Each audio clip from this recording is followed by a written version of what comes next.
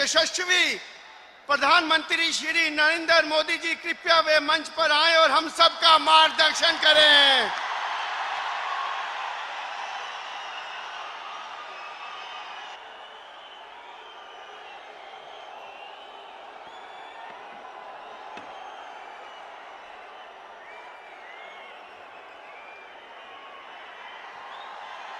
भारत माता की, भारत माता की, भारत माता की। भराओ ते भैणों, आज मी मां वैष्णो देवी, मां बावे आली दे बुलावे ऊपर इत्थे आने का मौका लग्या है। विजयपुर की इस रैली विच असे विजय का संकल्प लेना है। जम्मू कश्मीर वीरें दी धरती है। अस डोगरे आखने शान करने असे जीतिया ने जंगा दमसान करने। 2019 की जंग भी देश की अगले जाने की जंग है। आओ रली मिलिए देश की तरक्की की राह ऊपर ले चलचे।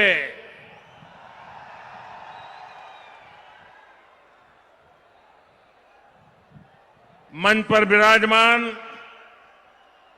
श्रीमान रविंद्र रैना जी, डॉक्टर जितेंद्र सिंह, अविनाश राय, शमशेर सिंह, निर्मल सिंह, जुगल किशोर जी, चंद्रमोहन जी, कविंद्र जी, पूर्णिमा जी, सत शर्मा जी, चंद्रप्रकाश जी, अब्दुल गनी जी, कीके मन्याल जी, राजीव जी, श्याम चौधरी जी, सुखनंदन जी, बाली भगत जी, प्रिया सेठी जी, अजय नंदा जी, मंच पर विराजमान सभी वरिष्ठ महानुभाव और विशाल संख्या में पधारे हुए मेरे प्यारे भाई और बहनों,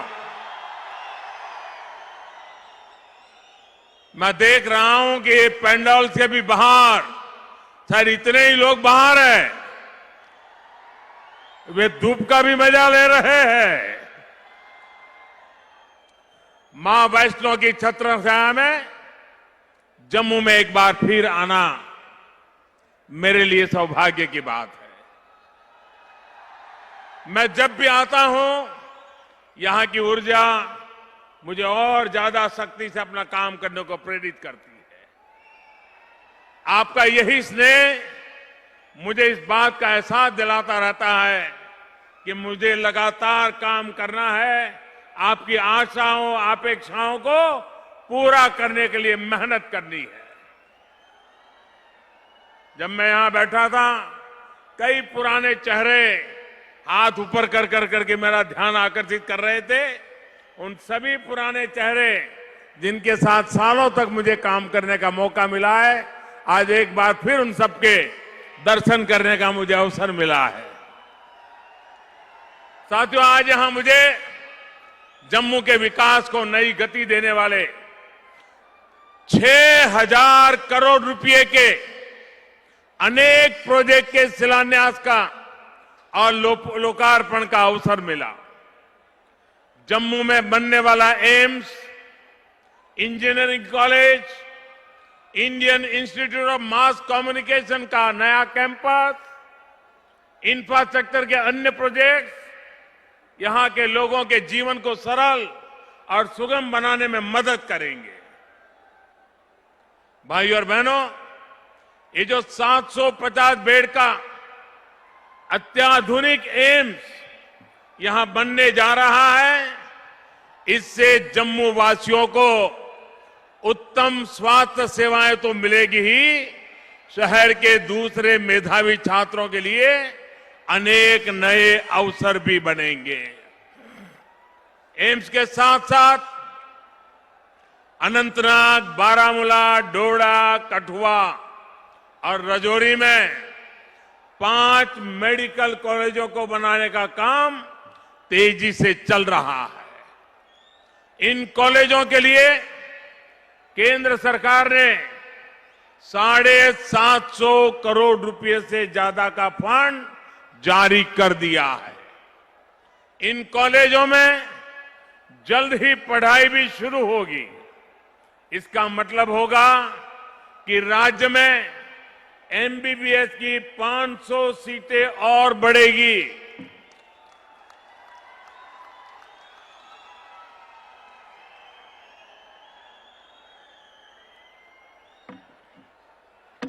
आप चाहते हैं ना मेडिकल कॉलेज में यहां के बच्चों को अवसर मिले हैं? चाहते हैं कि नहीं चाहते हैं? सुनाई नहीं देता है? सुनाई देता है? पक्का? जम्मू कश्मीर में पिछले 70 साल में 500 ही एमबीबीएस की सीटें थी, जो भाजपा सरकार के प्रयास के बाद अब 2 गुनी से भी अधिक होने वाली है। एम्स मेडिकल कॉलेज के अलावा कठुआ का इंजीनियरिंग कॉलेज और जम्मू में Indian institute of mass communication का नया कैंपस यहां के युवा साथियों को प्रोफेशनल एजुकेशन के नए अवसर देने वाले हैं। मुझे बताया गया है कि यहां पर आईआईटी की बिल्डिंग का काम भी पूरा हो गया है और आईआईएम के बिल्डिंग के लिए काम शुरू होने जा रहा है। साथियों, केंद्र सरकार युवाओं को समान अवसर देने के लिए समर्पित है। हाल में एक ऐतिहासिक फैसला लेते हुए शिक्षा और सरकारी सेवाओं में सामान्य वर्ग के गरीब युवाओं को 10% आरक्षण देने का काम किया गया है। इससे जम्मू के भी अनेक मेधावी गरीब युवा नौजवानों को लाभ होने वाला है। इसके अलावा सरकार देश भर के शैक्षणिक संस्थानों में करीब करीब 25% सीटों में भी वृद्धि करने जा रही है। भाइयों और बहनों, जम्मू में यातायात और दूसरे इंफ्रास्ट्रक्चर को भी मजबूत किया जा रहा है। दूर दराज के इलाकों को जोड़ने, यहां की सड़क नेटवर्क को सुधारने के लिए भाजपा सरकार ने प्रधानमंत्री विकास पैकेज में 40,000 करोड़ रुपए का प्रावधान इस काम के लिए किया है। मुझे इस बात की खुशी है कि इस पैकेज से बन रहे सड़क, पुल, सुरंग, नेशनल हाईवे का काम अब तेजी से शुरू हो गया है। चेनाब नदी पर बनने वाले सजवाल पुल से सजवाल और इंद्रीपट्टन की दूरी करीब 50 किलोमीटर से घटकर सिर्फ 5 किलोमीटर रह जाएगी। 2100 करोड़ की लागत से बन रही चेनानी सुध महादेव गोहा सड़क के लिए भी सारी बाधाओं को अब दूर कर लिया गया है। अब इस पर तेजी से काम किया जाएगा। इसी तरह जम्मू अखनूर पूंछ हाईवे पर 5100 करोड़ रुपए की लागत से बन रहे जम्मू अखनूर सेक्शन पर भी तेजी से काम चल रहा है। साथियों, जम्मू में कनेक्टिविटी के साथ साथ इलेक्ट्रिसिटी का इंफ्रास्ट्रक्चर भी मजबूत किया जा रहा है। किश्तवाड़ में चेनाब पर जो हाइड्रो इलेक्ट्रिक पावर प्रोजेक्ट बनेगा, उससे जम्मू कश्मीर की बिजली की जरूरतों तो पूरी होगी ही, यहां के हजारों युवाओं को रोजगार भी मिलेगा। इस प्रोजेक्ट के साथ ही सरकार ने रातले हाइड्रो इलेक्ट्रिक पावर प्रोजेक्ट को चलाने के लिए भी व्यवस्था कर ली है। इस प्रोजेक्ट के पूरा होते ही राज्य को 850 मेगावाट अतिरिक्त बिजली मिलेगी। ऐसा ही एक प्रोजेक्ट पिछले 40 साल से लटका हुआ था। शाहपुर कंदी बांध परियोजना पर भी अब जम्मू कश्मीर ने पंजाब के साथ समझौता कर लिया है। इससे राज्य को बिजली तो मिलेगी, साथ ही साबा और कठुआ जिलों की 32,000 हेक्टेयर भूमि को सिंचाई के दायरे में भी लाया जा सकेगा। भाई और बहनों, पहले की सरकारों का देश की आवश्यकताओं और भावनाओं को नजरअंदाज करने का रवैया आप भली भांति जानते थे।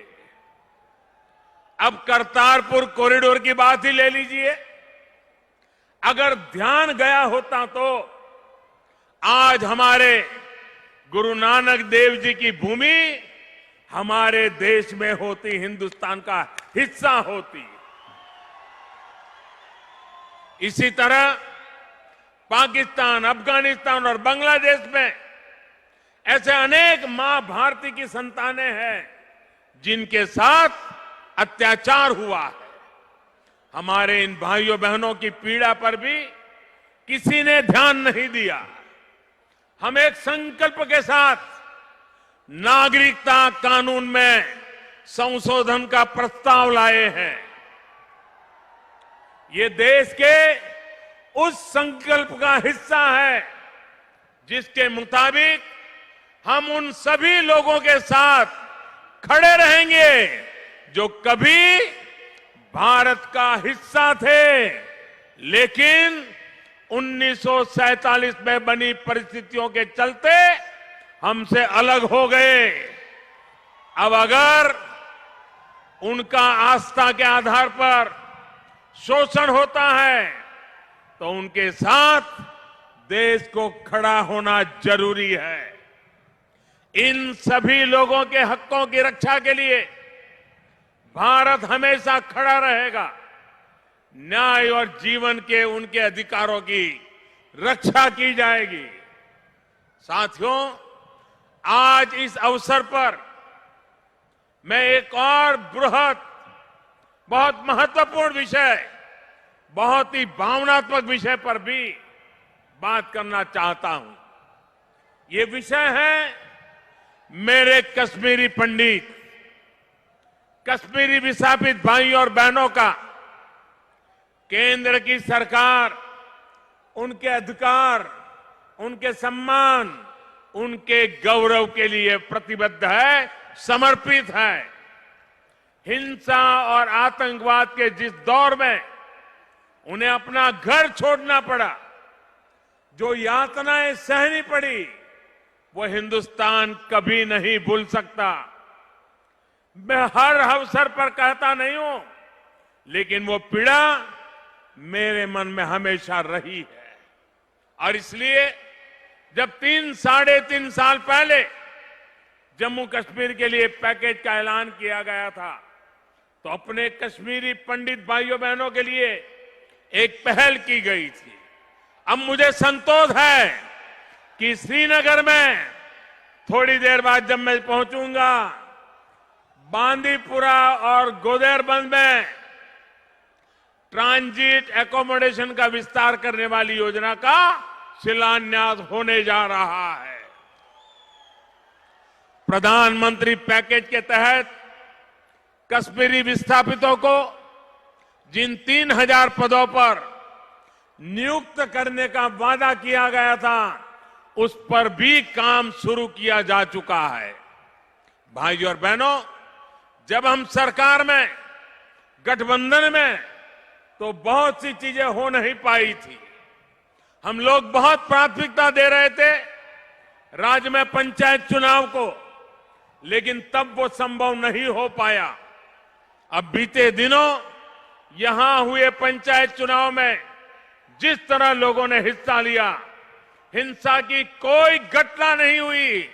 70% से ज्यादा मतदान हुआ। ये अपने आप में अभूतपूर्व है। जम्मू कश्मीर के नागरिक इसके लिए बधाई के पात्र है। यहां का एडमिनिस्ट्रेशन बधाई के पात्र है। अब राज्य में आतंकवाद से भी सख्ती से निपटा जा रहा है। पहले की अनेक परियोजनाओं में भी तेजी आई है। मैं विश्वास दिलाता हूं कि लोकतंत्र को सशक्त करने के लिए, जम्मू कश्मीर के संतुलित विकास के लिए कोई कमी बाकी नहीं छोड़ी जाएगी। भाइयों और बहनों, केंद्र की सरकार के लिए देश हित और देश के लोगों का हित, ये हमारे लिए सर्वोपरि है। 2 दिन पहले जो बजट पेश किया गया है, उसने सबका साथ सबका विकास के हमारे संकल्प को और मजबूत बनाया है। ये बजट गरीब, किसान, मजदूर, कर्मचारी, व्यापारी, युवा हो, बुजुर्ग हो, महिला हो, दलित हो, आदिवासी हो, हर किसी के विकास को गति देने वाला है। देश के 70 साल के इतिहास में पहली बार भाजपा सरकार किसानों के लिए एक ऐसी ऐतिहासिक योजना लेकर आई है जिसकी पहले कल्पना भी नहीं की जा सकती थी।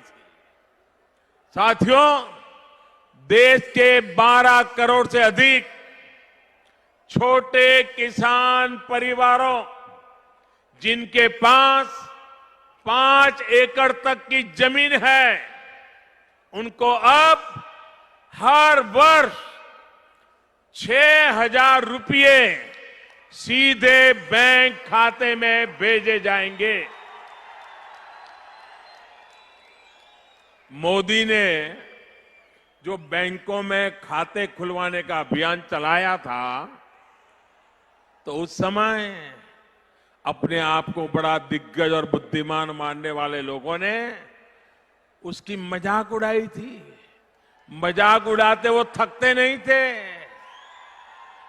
अब पता चला कि जनधन अकाउंट का फायदा कैसे पहुंचने वाला है। 2-2 हजार रुपये की 3 किस्तों में ये रुपये किसानों के खाते में जमा होंगे, जिसमें से पहली किस्त आने वाले कुछ समय में ही किसानों के खातों में आने वाली है। साथियों, पीएम किसान सम्मान निधि, जिसको शॉर्ट में कहते पीएम किसान, इस योजना के माध्यम से 75,000 करोड़ रुपए, सुनिए, 75,000 करोड़ रुपए, 75,000 करोड़ रुपीस किसानों के खाते में सीधे पहुंचने वाले हैं। कोई बिचौलिया नहीं, कोई दलाल नहीं। इससे करोड़ों छोटे किसान, जिनको कभी सरकारी मदद नहीं मिली, उनको मदद पहुंचने वाली है। साथियों, अब आप ही बताइए, अगर आप एक मरीज है तो आप क्या पसंद करेंगे कि आप हर 6 महीने में बीमार पड़े और फिर जब डॉक्टर के पास जाएं तो डॉक्टर कुछ पुड़िया पकड़ा दें, इंजेक्शन लगा दें, रुपये मार ले, यही क्रम जिंदगी भर चलता रहे, हर 6 महीने डॉक्टर के पास जाना, या फिर आप एक बार बीमार पड़ने के बाद और डॉक्टर के पास जाएं तो डॉक्टर आपको उस बीमारी को जड़ से मिटाने का इलाज करें। किसके पास जाएंगे भाई? बार बार बीमार होना पड़े ऐसे डॉक्टर के पास जाएंगे कि जो बीमारी को जड़ से उखाड़ दे, उसके पास जाएंगे? किसके पास जाएंगे? किसके पास जाएंगे? निश्चित तौर पर आप जो जड़ से उखाड़ने वाला डॉक्टर है उसके पास ही जाएंगे। लेकिन आज तक हमारे यहां किसानों के लिए पहले वाला इलाज अपनाया जा रहा था।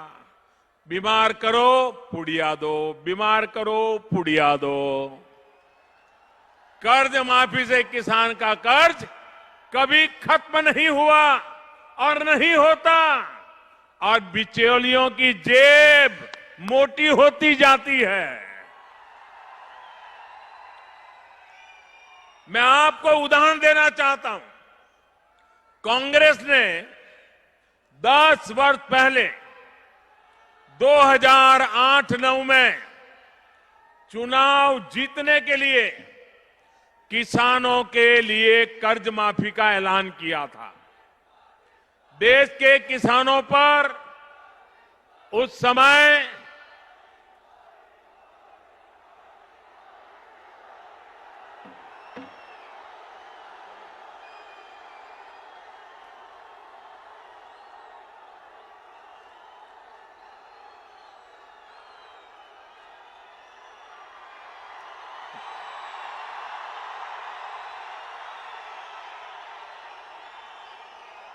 देश के किसानों पर उस समय 6 लाख करोड़ रुपए का कर्ज था। आज से 10 साल पहले की मैं बात बता रहा हूं, जब रिमोट कंट्रोल वाली सरकार चल रही थी। 6 लाख करोड़ रुपए का कर्ज था। 6 लाख करोड़ में से कर्ज माफी के नाम पर चुनाव लड़ा, किसानों के वोट बटोर लिए, किसानों की आंख में धूल चौंक दी, सत्ता पे बैठ गए। आने के बाद किया क्या? आप चौंक जाएंगे भैया। 6 लाख करोड़ का कर्ज था, माफ किया सिर्फ 52,000 करोड़ रुपए। बातें की 6 लाख करोड़ कर्ज माफ करने की, धोखा किया किसानों के साथ और किए सिर्फ 52,000 करोड़। और जब सीएजी ने जांच की तो उसमें भी 30-35 लाख लोग ऐसे मिले जो कर्ज माफी के हकदार ही नहीं थे। अब आप मुझे बताइए, ये 30-35 लाख वो कौन लोग थे? वो कौन सा पंजा था जो खजाना खाली कर गया?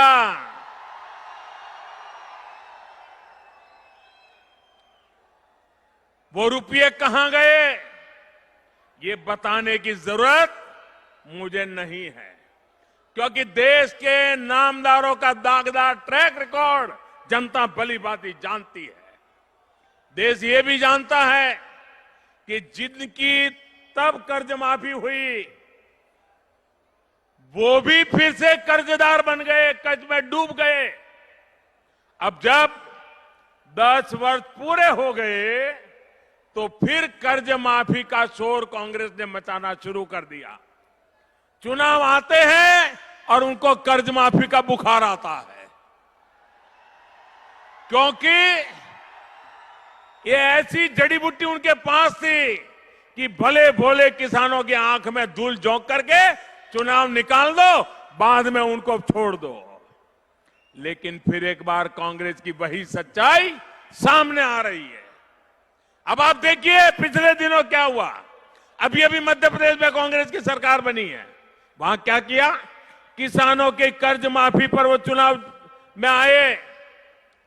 मध्य प्रदेश में ऐसे किसानों का कर्ज माफ हो रहा है जिन पर कभी कर्ज ही नहीं था, और जिन पर कर्ज है उनको कितने रुपए का चेक मिला है? आप हैरान हो जाओगे। 13 रुपये का कर्ज माफ हुआ। 13 रुपये। राजस्थान में सरकार ने आते ही हाथ खड़े कर दिए। साथियों, इनकी नीति और नियत किसानों को कर्ज से मुक्त करने की कभी रही नहीं। किसानों के नाम पर बिचौलियों के पेट भरना, जेब भरना, यही सिलसिला चला है। एक पल के लिए मान भी लीजिए जाए कि ईमानदारी से किसानों का कर्ज माफ किया जाएगा, तब भी क्या स्थिति बनेगी? ये ईमानदारी से काम करने वाले नहीं है। फिर भी चलो, माता वैष्णो देवी के चरणों में बैठे हैं तो हम एक बार सोच लें कि चलो भाई ईमानदारी से करेंगे। इसका लाभ किसको मिलेगा? मैं आपको समझाना चाहता हूं।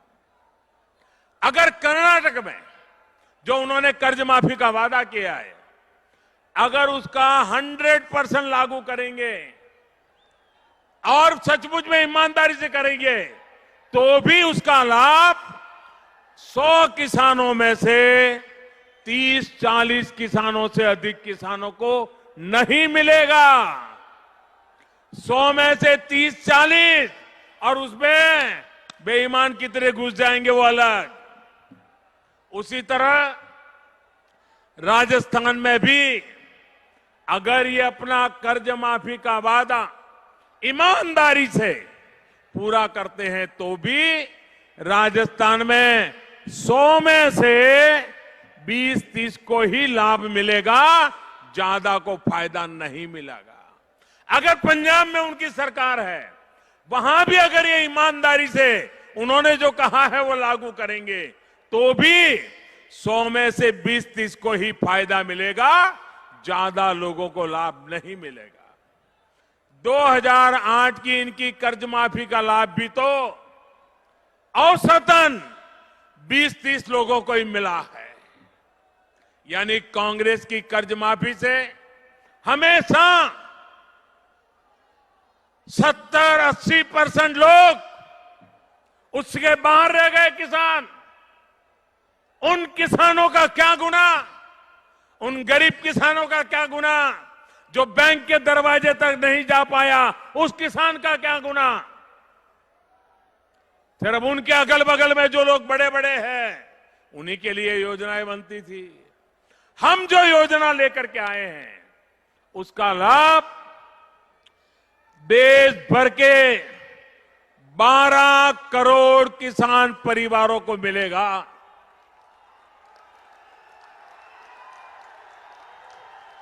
12 करोड़ किसान परिवारों को मिलेगा। मतलब कि 100 में से 90-95 किसान हर गांव में, 100 में से 90-95 किसान इसके हकदार बनेंगे। आपने कल्पना की है?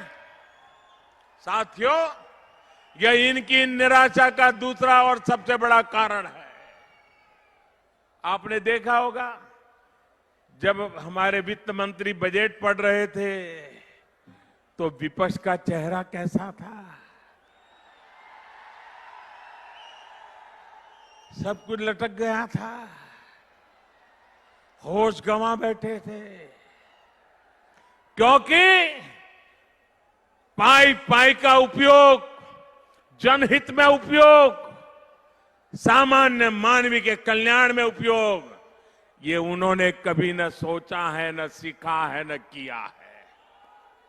एक तो कर्ज माफी से मिलने वाला कट चला गया, बिचौलियों की दुकानें बंद हो गई, और दूसरा उनके चुनावी गुब्बारे की हवा भी निकल गई। कर्ज माफी से सल्तनत वापसी की कांग्रेस की इस 10 वर्षीय योजना से अब किसान सचेत हो चुका है। भाई और बहनों, मैं आपको बताना चाहूंगा कि परसों बजट में घोषित की गई पीएम किसान सम्मान योजना का लाभ केवल एक बार नहीं, एक बार की योजना नहीं है। ये हर वर्ष मिलेगा।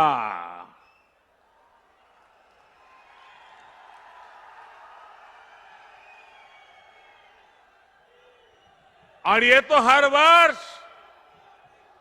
और इनका क्या था, 10 वर्ष बाद। आप देखिए हिसाब जरा, 10 साल में एक बार 50-60 हजार करोड़ रुपए कर्ज माफी करके 10 साल तक अपने आप को किसानों का मसीहा बताते रहते थे।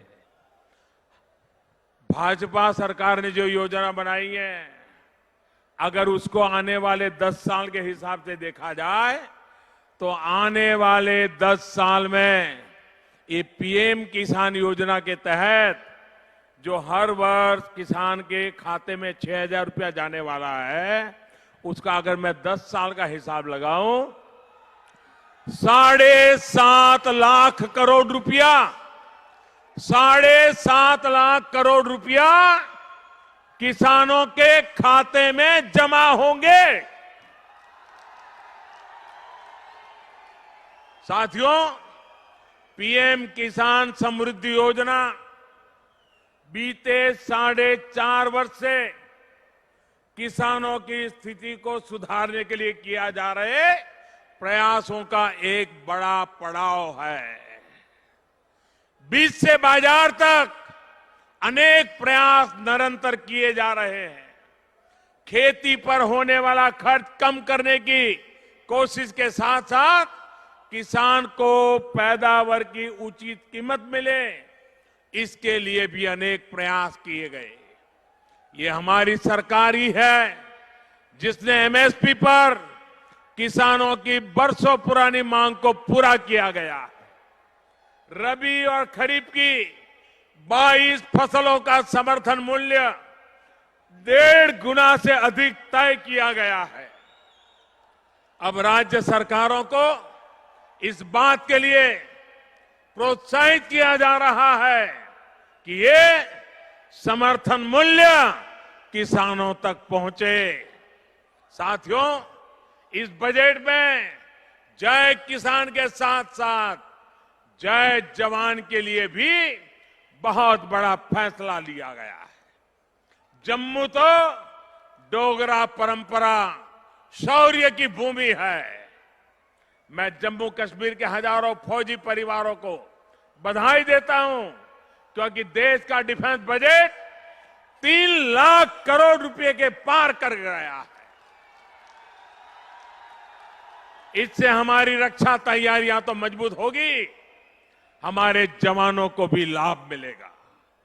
भाइयों और बहनों, देश इस बात का भी साक्षी रहा है कि कैसे 4 दशकों से 1 रैंक 1 पेंशन का मुद्दा लटका हुआ था।